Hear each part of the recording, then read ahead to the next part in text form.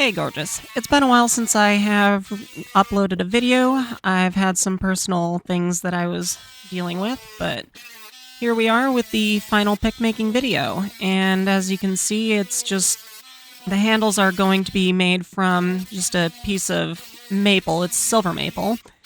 And yes, I know using a bandsaw would be a lot easier and a lot quicker, but I don't have one of those. So I work with what I have.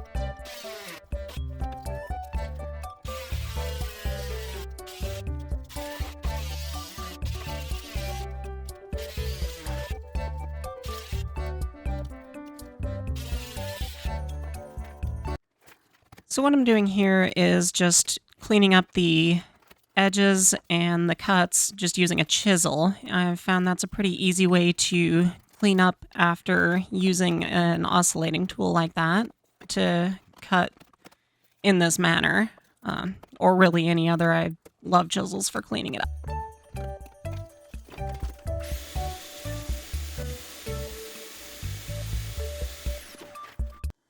Here what I'm doing is using the belt grinder to give it one flat edge, one flat side, so that it's easier to make it the right dimensions later, because I will be using a Dremel to make everything even and everything a consistent width.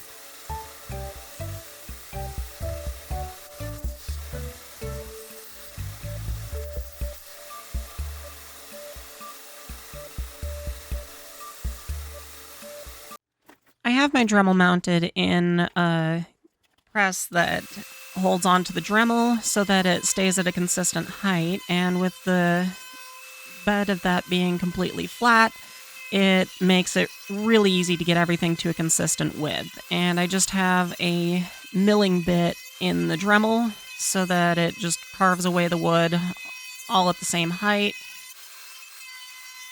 It makes for a really consistent finish, and then every one of the handle scales is exactly the same width, so it makes it a lot easier to make the end product.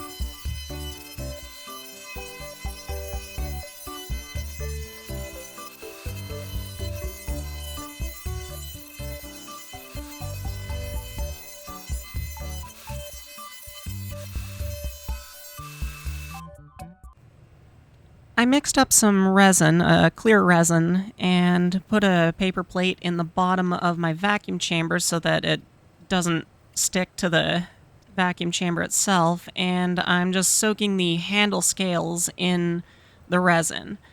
And the point of putting it into a vacuum chamber is to get the resin pushed through the entire block of wood, and that seals it and makes sure that it's going to remain stable.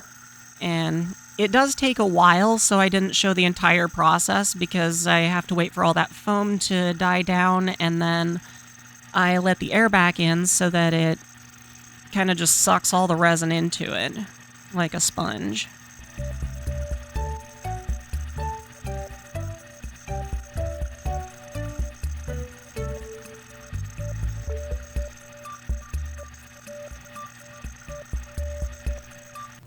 Off camera, I stacked all of these up to harden and set, and I just separated them using toothpicks so that they don't stick together. So I'm just cutting those apart now.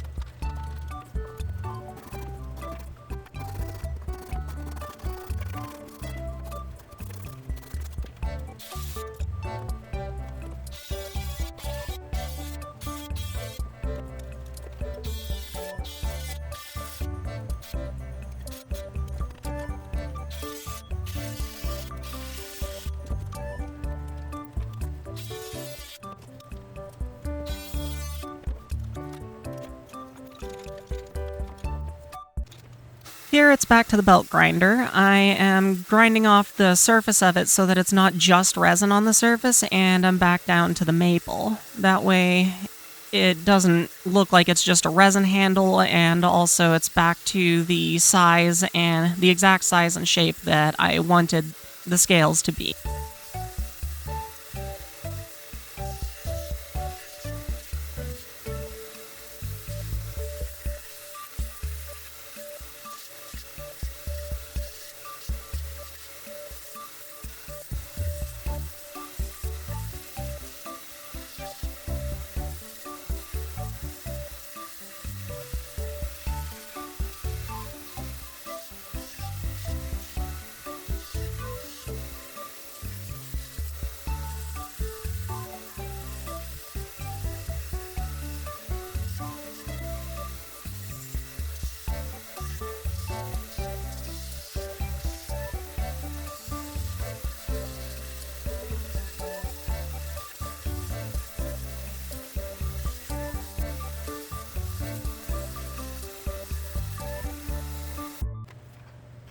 To cut the notch that the pick is going to seat into, I used the same basic method that I did for sizing the scales to begin with, by using the Dremel in the press attachment and using that machining bit to cut a small notch in there, just barely wide enough for the pick itself to slot in there once both of them are together. So I made it approximately half the width of the pick that it goes with.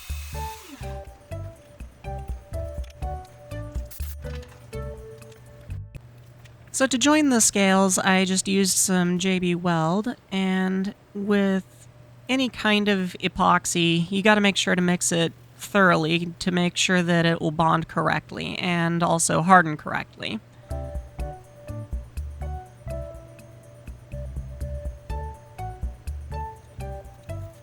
I just put the epoxy on, careful to keep it out of the groove for the pick to slot into, and once I was done coating the surface to be joined, I just stuck them together.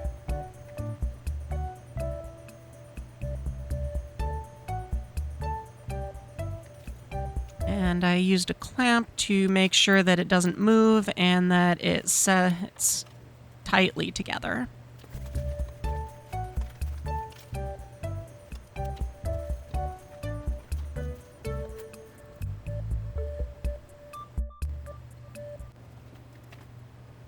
To shape the handles, I started by just sketching out the shape that I wanted on the surface of the joined scales. And from there, I just took it back to the belt grinder and used that to grind down the wood to exactly the size and shape that I want it to end at.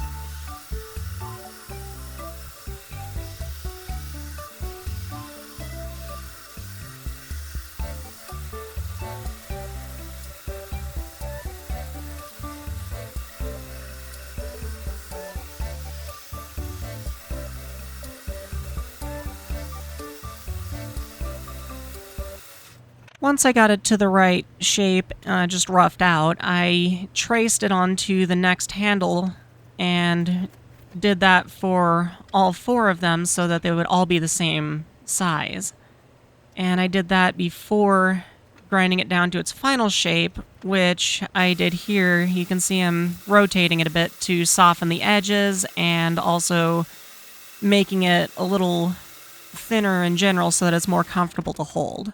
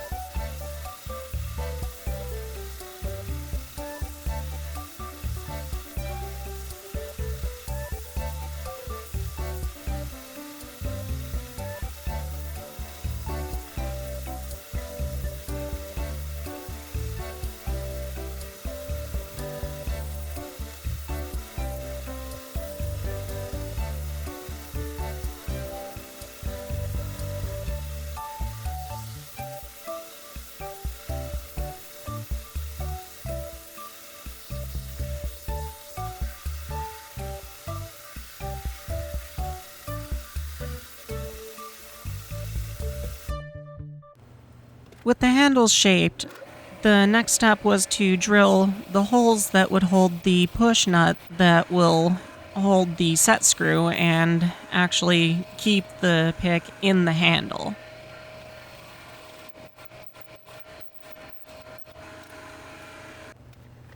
Once all the holes were drilled, it was time to actually insert the push nuts, and I just used a little bit of wood glue to make sure that they stay in place, and then I used some pliers, some jeweler pliers to push them in, and also of course checked the fit before it was stuck in place by the glue. Once that was done, I had to file down the push nuts so that they were flush with the surface of the handle. That way they don't stick out and it makes it comfortable to hold.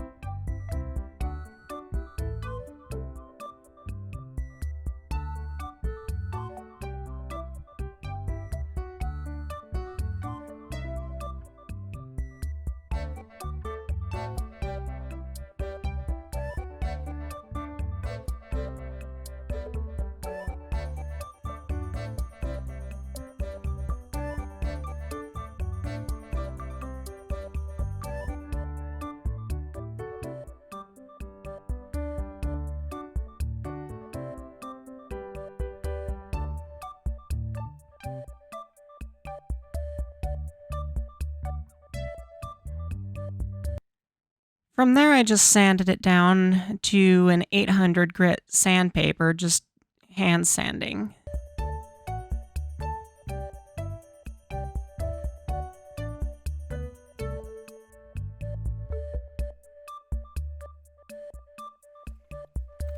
With the final sanding done on there, it needed a little bit of reinforcement and also it decorates it, so I filed a groove into it near the end for a silver wire.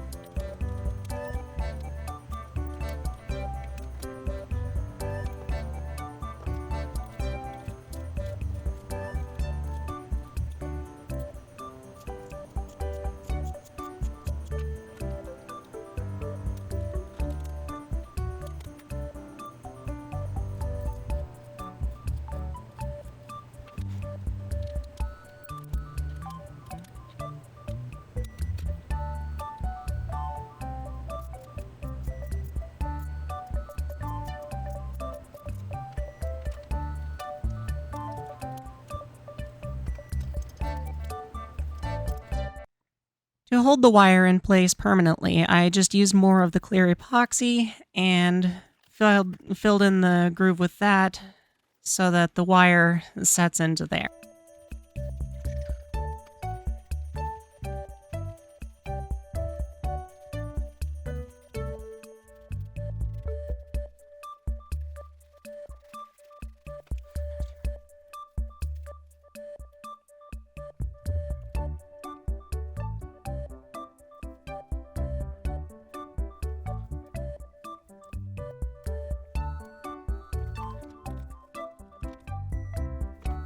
Once the epoxy was set, it was time to insert the pick tips and hold them in place.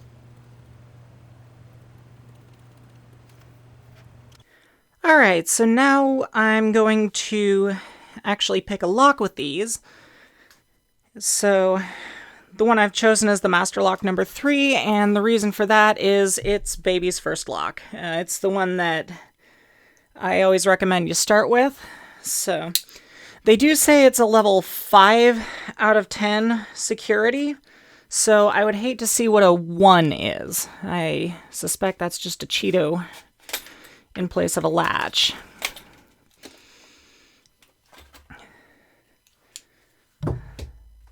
And this is a 4-pin lock with no security pins and generally terrible tolerances. So just to show it does work right.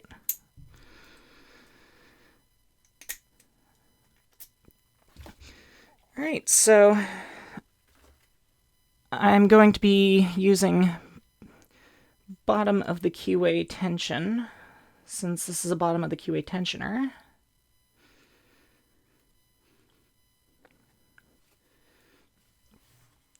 And then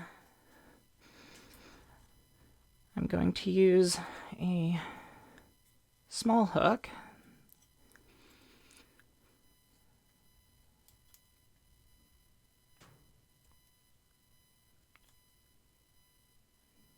Number 1 is binding. That one's set. Number 2 feels set. 3.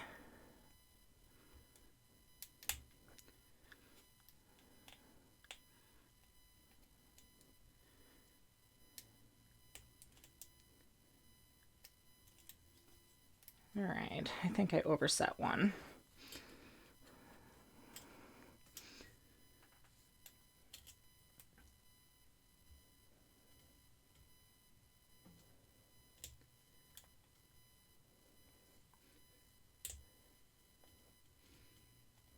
And there we go. So that is the Master Lock number 3 with one of these newly finished picks. And this also marks the end of the entry period for winning those. If you do win, I will include the Master Lock if you want.